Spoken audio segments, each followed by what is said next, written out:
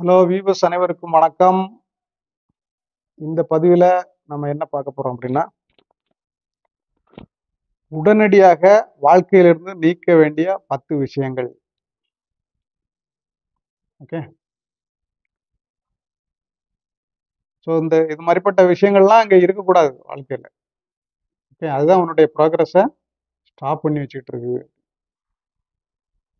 So life சக்ஸஸுக்கு வேண்டிய விஷயங்கள் என்னென்ன விஷயங்கள் வேணும் அப்படின்னு, ரைட்டா?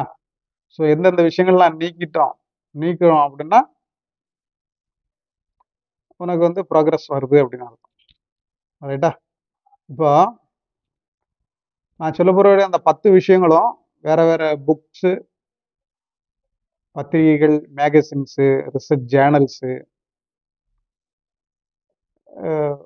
வேற நிறைய வீடியோஸு, ஸோ நிறைய இதுல இருந்து கலெக்ட் பண்ணதான் ஒரு கலெக்ஷன் தான். ஓகே, அதை சமரைஸ் பண்ணி ஒரு நல்ல பாயிண்ட்ஸ், ஒரு 10 பாயிண்ட்ஸு எடுத்து வச்சிருக்கிறோம். அதை பார்க்குறோம். ஃபர்ஸ்ட் ஒன், மற்றவங்க சுமையை சுமக்கக்கூடாது. ஸோ இப்போ நிறைய கேள்விப்பட்டிருப்போம், அதை வேற ஒருத்தனுக்காக ஜாமீன் கையெழுத்து போட்டு அப்புறம் நம்ம மாட்டிக்கிட்டு முழிக்கிற மாதிரி இருக்கணும் இல்லையா? லோன் விஷயங்கள்ல அதெல்லாம், ஃபினான்ஸ் விஷயங்கள்லாம் ரொம்ப கவனமாக இருக்கும். ஸோ மற்றவங்க சுமையை நம்ம சுமக்கக்கூடாது, நம்ம அதில் விழிப்பு இருக்கணும், ரைட்டா?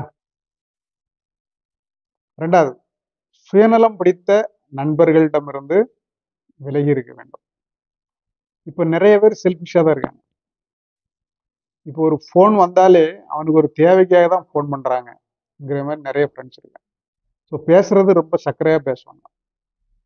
ஓகே, ஆனால் அது அவங்களுடைய காரியத்துக்காக. அவங்க நோக்கம் எப்படி இருக்குன்னா, நம்ம காரியத்தை முடிக்கிறதுக்காக இவனை யூஸ் பண்ணி, இவன் கொஞ்சம் தாராள மனசுக்காரன், இவனை யூஸ் பண்ணிக்கிடுவோம் அப்படின்ட்டு காரியம் முடிஞ்ச உடனே கை விட்டுருவாங்க. ஸோ நம்ம அதுக்கு நிறைய எஃபர்ட் போட்டு அவனுக்கு ஹெல்ப் பண்ணிட்டு இருந்திருக்கோம். ஓகே, ஆனால் அவங்ககிட்ட இருந்து ஒரு பலன் வராது. ஸோ அது மாதிரி சுயநலம் பிடித்த நண்பர்களிலிருந்து விலகி இருக்கணும். மூணாவது, மற்றவங்க வருத்தப்படக்கூடாதுன்னு நினைக்கக்கூடாது. மற்றவங்க வருத்தப்படக்கூடாது அப்படின்னு நினைச்சு நிறைய விஷயங்களை நாம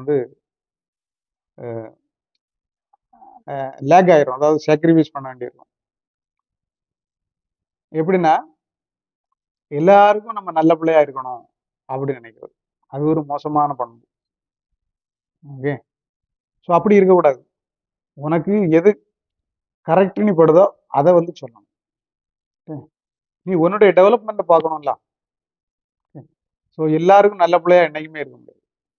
ஸோ நீ உன்னுடைய ப்ராக்ரஸ்ல நீ கான்சியஸா இருந்தேன்னா இந்த பண்பு போயிடும் ஆட்டோமேட்டிக். அடுத்த நாலாவது, சும்மா புலம்புறது. புலம்பிக்கிட்டே இருக்கக்கூடிய ஆள் யார் புலம்புவாங்க? செல்ஃப் கான்ஃபிடன்ஸ் இல்லாத ஆள் தான் புலம்பிக்கிட்டே இருக்கும். எது எடுத்தாலும் நெகட்டிவா புலம்புறது, அது நீ ஆப்டிமிஸ்டிக்கா இல்லை, உன்னையே நீ நம்பல, செல்ஃப் லவ் இல்லை, செல்ஃப் கேர் இல்லை அப்படின்னு அர்த்தம். ஓகே, ஸோ புலம்பக்கூடாது, கொஞ்சம் மனசு வலிமையோட ரொம்ப ஸ்ட்ராங்கா இருக்கணும். அஞ்சாவது, எப்பவும் நான் தான் சரின்னு நிரூபிக்க விரும்புவது, ஈகோ. எந்த சுச்சுவேஷன் வந்தாலும் எங்க இருந்தாலும் நான் சொல்றதுதான் கரெக்டு அப்படின்னு நினைக்கிறது, இது ரொம்ப மோசமானது. இது உடனே அவாய்ட் பண்ணணும். ஆக்சுவலா மற்றவங்க யாரும் உன்னை கேர் பண்றது கிடையாது, ரைட்டா? நீ ஆனா அப்படி நினைச்சுக்கிற. அவங்கள மட்டும் தான் கேர் பண்ணிட்டு போகக்கூடியதுதான், ரைட்டா, இந்த வேர்ல்டுல. ஆனா நம்ம ஒரு தவறான கண்ணோட்டம் அப்படி வச்சுக்கிறோம். நம்ம தான் அதை கரெக்டா பேசுறோம் அப்படிங்கிற மாதிரி.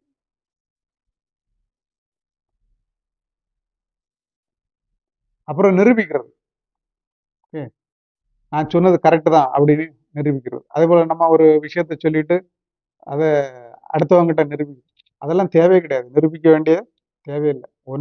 உனக்கு நீ நிரூபிச்சா போதும். ஓகே, ஸோ அது ஈகோ. தென் ஆறாவது, மற்றவங்க உங்களை கவனிக்கணும்னு நினைக்கிறது. மற்றவங்க உங்களை கவனிக்கணும்னு நினைக்கிறது. இது ஒரு மோசமான பண்பு. டெய்லி நம்ம தான் டாமினண்டா இருக்கணும். ஒரு கூட்டத்துல இருந்தா நம்ம பேசுறதை எல்லாரும் கவனிக்கணும் அப்படின்னு நினைக்கிறது. இந்த பண்பும் இருக்கக்கூடாது. இதுக்கு முன்னாடி சொன்ன அந்த 5வது பாயிண்ட், எப்பவும் நான் தான் சரின்னு நிரூபிக்க விரும்புவது, அந்த ஈகோ. அதுல என்ன, அது எதுக்கு தேவையில்லை. ஒவ்வொருத்தருக்கும் ஒவ்வொரு ஐடியா உண்டு. ரைட்டா? ஒவ்வொருத்தருக்கும் ஒவ்வொரு ஐடியா உண்டு. ஸோ அவங்கவங்க ஐடியாவை நம்ம மதிக்கணும். ரைட்டா? ஜனநாயகங்கிறது அதுதானே. எல்லாமே நான் சொல்றதான் சரி, நான் செய்யறதான் சரின்னு நம்ம நினைக்க கூடாது. அந்த பண்பை வந்து உடனே கைவிட்டுறணும். அடுத்த 7வது பாயிண்ட், எப்பவும் பிஸியா இருக்கணும்னு நினைக்கிறது. எப்பவும் பிஸியாவே இருக்கணும் அப்படின்னு நினைக்கிறது. அப்படி இருக்கக்கூடாது. ரிலாக்ஸ்டா இருக்கணும். ஏன் பிஸியா இருக்கணும், பரபரப்பா இருக்கணும் அப்படிலாம் இருக்கக்கூடாது. அது வந்து ஆள் மனதுக்கு பிடிக்காது. ரைட்? எப்பவுமே பிஸியா இருக்குன்னா அது வந்து அந்த மைண்ட் பவர் வந்து கம்மியாயிரும். ஓகே. ஸோ அமைதி எங்க இருக்குதோ அங்கதான் எல்லா எண்ணங்களும் சீரான எண்ணங்கள் வரும். எண்ணங்கள் சீர்படுத்தப்படும். ஓகே, அதை மனசுல வைக்கணும். அடுத்து 8வது பாயிண்ட், மனசுக்குள்ளேயே எல்லாத்தையும் வைக்க விரும்புவது. எல்லாத்தையும் மனசுக்குள்ளே வச்சு வச்சு விரும்பிட்டு இருக்கேன்னு சொல்லலாம்ல, அப்படி இருக்கக்கூடாது. அது வந்து ஒரு நாள் பர்ஸ்ட் ஆயிரும். ஸோ அது நமக்கு நெகட்டிவ். ஸோ மனசுக்குள்ளேயே எல்லாத்தையும் வைக்கணுங்கிற அந்த பண்பை விட்டுறணும். ஏதாவது பிரச்சனைகள் நமக்கு மனசு டிப்ரெஷன் வர மாதிரின்னா அதை சொல்லக்கூடிய ஆள்கிட்ட சொல்லலாம். ஸோ அப்போதான் உன்னுடைய மனசு பாரம் குறையும். அடுத்து மாற்றத்துக்கு பயப்படுறது. 9வது பாயிண்ட், மாற்றத்துக்கு பயப்படுறது. இப்போ மாற்றத்துக்கு யார் பயப்படுறா? கான்பிடன்ஸ் இல்லாதவங்க பயப்படுறாங்க, தைரியம் இல்லாதவங்க தான் பயப்படுறாங்க. ஸோ ஒரு மாற்றம் பண்ணி ஆகணும் அப்படின்னா கண்டிப்பா அதை செய்யணும். கம்ஃபர்ட் ஜோன்லேயே இருக்கணும்னு நினைக்கிறதா ஒன்று முன்னேற்ற தடுக்கக்கூடிய விஷயம். எப்போ அன்கம்ஃபர்ட் ஜோனுக்கு மாறியோ அப்போதான் உனக்கு நிறைய சிந்திக்க தோணும், கன்ஸ்ட்ரக்டிவா போக தோணும். ஓகே, நிறைய தடங்கல்கள் வரும், ஆனா அதையும் மீறி கடந்து போகணும். ஓகே, இப்போ எக்ஸசைஸ் பண்ணிட்டு இருக்கிறோம், வாக்கிங் போறோம் அல்லது ஜாகிங், ரன்னிங். ஃபர்ஸ்ட் கொஞ்சம் தூரம் போனோம்னா வலிக்க தான் செய்யும். நீ அதோட ஸ்டாப் பண்ணிடக்கூடாது. என்ன பண்ணணும், அந்த வலியை மீறி ஓட ஆரம்பிக்கணும், நடக்க ஆரம்பிக்கணும். ஸோ அது ஒரு 2-3 நாள் அப்படி ப்ராக்டிஸ் பண்ண ஆரம்பிச்சிட்டேன்னா அப்புறம் 4வது நாள் ஆட்டோமேட்டிக்காக அது அதனுடைய பெனிஃபிட், அந்த பலன் வந்து உனக்கு தெரியும். ஓகே, அப்புறம் அந்த வலியெல்லாம் போயிடும். ஸோ நிறைய மக்கள் இப்படிதான் முட்டு வலிக்கு, கால் வலிக்கு அப்படின்னு சொல்லிட்டு 5 நாள், ஒரு 3 நாள் நடந்துருப்பான், அப்புறம் வந்து ஸ்டாப் பண்ணிடலாம். அப்படி இருக்கக்கூடாது. ரைட்டா?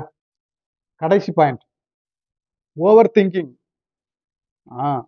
பெர்ஃபெக்ஷன், இது வந்து நம்முடைய முதல் எதிரி.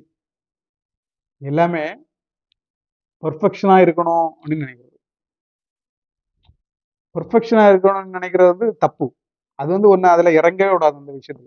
ஓகே, புதுசாக ஒன்று ஸ்டார்ட் பண்ண போறேன்னா அது ராவாக இருந்தாலே ஸ்டார்ட் பண்ணணும். ஓரளவு ஒரு டெவலப்மெண்ட் வந்த உடனே நீ ஸ்டார்ட் பண்ணிடலாம். ஓகே, ஸோ ஆன் தி கோ, அந்த ஆக்ஷன் நடக்க நடக்க அந்த ஜேர்னிலே உனக்கு வந்து எல்லாமே பெர்ஃபெக்ட் ஆகிட்டே வரும். ஸ்டெப் பை ஸ்டெப்பாக தான் அது பெர்ஃபெக்ட் ஆகிட்டே வரும். ஸோ பெர்ஃபெக்ஷனிசம் வந்து ரொம்ப தவறானது. அந்த மைண்ட் செட் வந்து இருக்கக்கூடாது. அதை உடனே அவாய்ட் பண்ணணும். இதுதான் ஓவர் திங்கிங். அதே போல நிறைய விஷயங்களை போட்டு அப்படி ஆயிருமோ இப்படி ஆயிருமோ ஓவரா திங்க் பண்ணிட்டு இருக்குது, அதுவும் தப்பு. ஸோ பெர்ஃபெக்ஷனிசம், ஓவர் திங்கிங், இதெல்லாம் வந்து அவாய்ட் பண்ண வேண்டியது. ஸோ இதெல்லாம் வந்து உடனடியாக வாழ்க்கையில இருந்து நீக்க வேண்டிய ஒரு 10 விஷயங்கள். அதை மனசில் வச்சுக்கிட்டு செயல்படணும். ரைட்டா? அப்போ நம்ம வாழ்க்கையை சரி செய்ய முடியும். ரைட்டா? இதோட இந்த பதிவை முடிச்சுக்கிடுவோம். அடுத்து இன்னொரு பதிவில் சந்திப்போம். சப்ஸ்கிரைப் பண்ணாதீங்களா, சேனலை சப்ஸ்கிரைப் பண்ணுங்க. நன்றி, தேங்க்ஸ்.